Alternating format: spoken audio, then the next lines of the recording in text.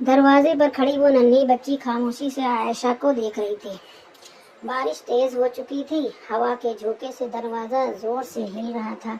आयशा के होंठ कपकपाए। तुम कौन हो? बच्ची ने धीमी आवाज में कहा। मेरा नाम हूर है। अब्बू ने कहा था जब 40 दिन पूरे हो जाएं तो ये अंगूठी आपको दे दूं। आयशा के हाथ कांपने लगे। अब्बू? कौन अब्बू? बच्ची ने मासूम आंखों से जवाब दिया, जयान अब्बू। ये सुनकर आयशा के कदम डगमगाए। उसे लगा जैसे पूरी दुनिया घूम रही हो। वो बच्ची को अंदर ले आई। बच्ची के कपड़े बारिश से भीग चुके थे। आयशा ने उसे तौलिया दिया और पानी पिलाया। कुछ देर खामोशी रही। फिर आयशा ने कांपती आवाज में पूछा, जयान ने कभी तुम्हारा जिक्र क्यों नहीं किया? बच्ची ने अपने छोटे बैग से एक पुरानी डायरी निकाली। अब्बू ने कहा था सब जवाब इसमें है। आयशा ने जल्दी से डायरी खोली।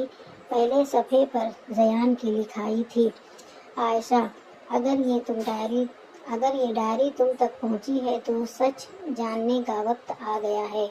उसके हाथ लरजने लगे। डायरी में लिखा था, आज से 7 साल पहले मेरी एक बीवी थी, माहम। वो बहुत नेक दिल थी। हूर हमारी बेटी है, मगर हूर की पैदाइश के वक्त माहम दुनिया छोड़ गई। आयशा की आंखों से आंसू बहने लगे। आगे लिखा था, माहम के जाने के बाद मैंने हूर को एक यतीम खाने में महफूज रखवा दिया, क्योंकि मेरी बीमारी शुरू हो चुकी थी।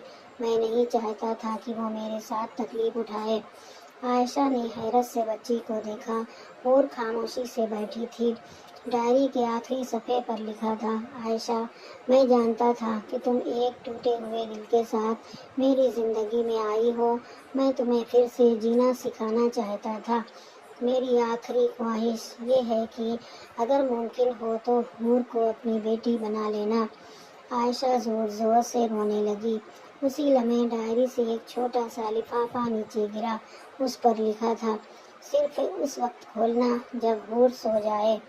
रात गहरी हो चुकी थी। हूर सो चुकी थी। आयशा ने लरजते हाथों से लिफाफा खोला। अंदर सिर्फ एक तस्वीर थी। तस्वीर में जयान अस्पताल के बिस्तर पर था और उसके पीछे खिड़की के शीशे में एक धुंधला सा साया नजर आ रहा था। वो साया बिल्कुल आयशा जैसा था।